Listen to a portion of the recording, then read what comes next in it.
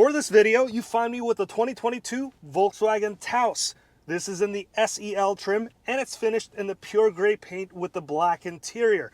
Spec'd with a base 8-speed automatic transmission and this premium paint. With delivery, this Taos comes out to $33,380. How's it going, everyone? Welcome to Shifting Lanes. My name is Hanson, and in this video, I want to share with you my likes and dislikes about Volkswagen's newest crossover so that you have a better idea before you buy. And if you learn anything new while watching this or have any feedback, comment it down below. Or if you like the video, make sure to hit that like, subscribe, and especially that notification bell button, because your views and your comments will keep this channel going. Now for 2022, the Taos is all new, and this is now the smallest crossover you can buy from Volkswagen. Even though this is a subcompact crossover, it's really big for its class. This is almost as big as the Volkswagen Tiguan. From the exterior, the Taos looks like a downscaled Atlas, and it certainly looks like a big SUV if you're standing far away from it. Up front, it has a bold exterior with the LED lighting and the light bar. There are some functional brake ducts on the side that add some sportiness to the look, and there are sharp boxy creases on the hood that gives it a solid build look. And that look continues with sharp horizontal lines that stretches along the entire side of the Taos. That ubiquitous thick black cladding look that's found in other SUVs and crossovers can be found here as well. And all SEL trims will come with this 18-inch black alloy wheels that make this crossover slightly more aggressive looking. Around back, the Taos gets a manual hatch, nice LED taillights, and some fake dual exhaust trim pieces, which can sadly be found in the other bigger Volkswagen crossovers and SUVs. Overall, the Taos looks very much like its bigger siblings, and you know what? It's not a bad looking subcompact crossover. Moving to the inside, here's where the Taos makes you forget about its subcompact crossover nature, because it's actually fairly huge in here. Now, before we get to the cargo space, I want to focus on the front row first, because this is where you as the driver will spend most of your time. Now, I like the layout of the interior and the design that Volkswagen has chosen for the Taos. The SEL comes with the Digital Cockpit Pro, which is a fully digital instrument cluster, and you can change the look of the gauges and customize the information on this display. Moving to the steering wheel, you'll find plenty of nice physical buttons.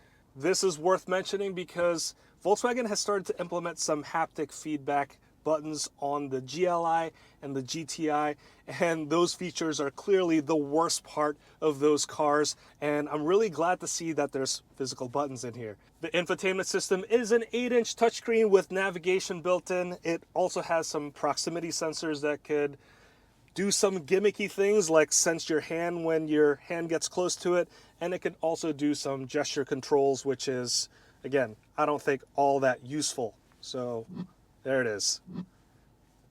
What is useful are the physical buttons and dials on the infotainment system and also the HVAC controls. Again, I like these because in other Volkswagens, they've gone to full haptic feedback, and you can see that in the Volkswagen ID4 and also the new GTI. If you want to watch me complain about those features in a video, please click the link up here. Another super useful feature of the Taos is App Connect with wireless capability, which means that you can get Apple CarPlay and Android Auto wirelessly. This is my favorite feature in here, and it is totally worth getting. Just be aware that you won't be able to get the wireless App Connect in the base S trim, only in the SE and the SEL. If you need to connect or charge your phone, there are two USB Type-C connections back here. There's also a wireless charger. And if you have the older USB Type-A cables, there's a 12-volt plug in here that you could plug those USB adapters into. Other things I like about the Taos is that in here you could find heated seats for the front row. And also, if you look on the steering wheel, there's a heated steering wheel button on the steering wheel itself, which is really nice. So in terms of creature comforts, the Taos is actually pretty good. And moving to the second row, here's where the Taos doesn't feel like a subcompact at all. First of all, the legroom is decently spacious at 37.9 inches.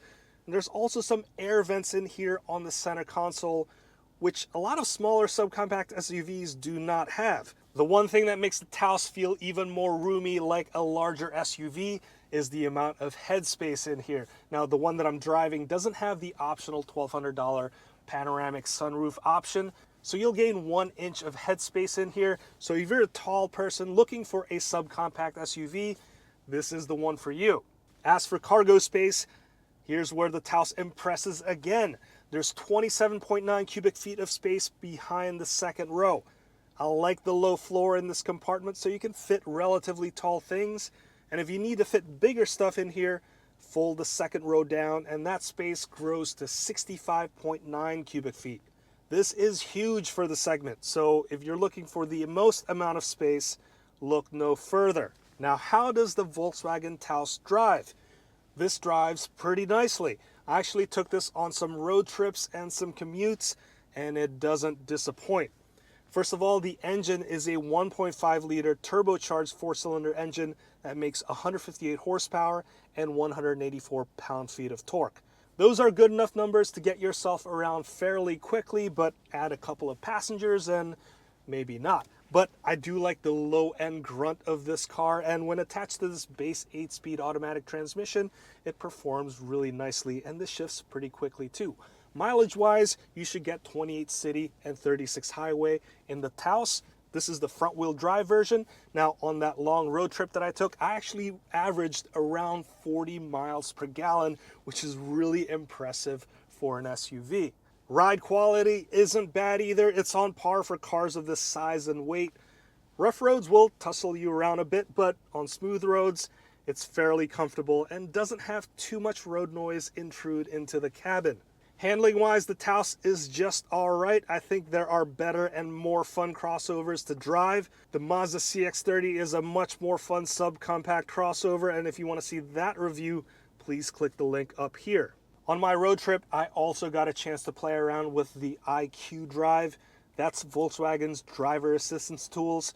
So it has the adaptive cruise control, lane keeping system, and emergency assist. It worked pretty well, and it was able to keep the car centered in the lane even through gentle curves. These driver assistance tools are worthwhile to have if you do a lot of long commutes and road trips, because they can do a lot to reduce road fatigue and keep you more focused. So overall, the Taos is a pretty good subcompact crossover in this SEL package, and at this price. There's a pretty good amount of creature comforts and features. Also at this price point, I can forgive some of the more unpolished things about the Taos. For example, the Beats sound system. I thought it was fine for the driver, but my passengers thought that the 8-speaker system was kind of weak. The ambient lighting system in this car is pretty cool and adds a modern flair to the interior at night, but during the daylight, the Taos doesn't look as great because of all the plastic parts that are more visible. I also don't care about some of the weird faulty switches on the lights. This is a press example, so it's had a pretty rough life, even though it's only at 6,000 miles. So I hope this isn't something that will happen in other examples. But overall, if you need the interior space of a compact crossover in a subcompact size, the Taos delivers. When it comes to subcompact crossovers, there's a lot of options, so it really boils down to what you're looking for. Now, I've tested a lot of those subcompact crossovers before on this channel, so if you want to learn more about it, please check some of the links up in the corner or in the description box below. I want to thank you so much for watching all the way till the end. If you've learned something, please consider hitting that like, subscribe, and that notification bell so that you can get notified anytime we make a new video. I want to hear your thoughts on this. What do you think of the 2022 Volkswagen Taos? Please let me know in the comments below. Let's wrap it up right there. My name is Hanson. This has been the all-new Volkswagen Taos, and I'll see you next time.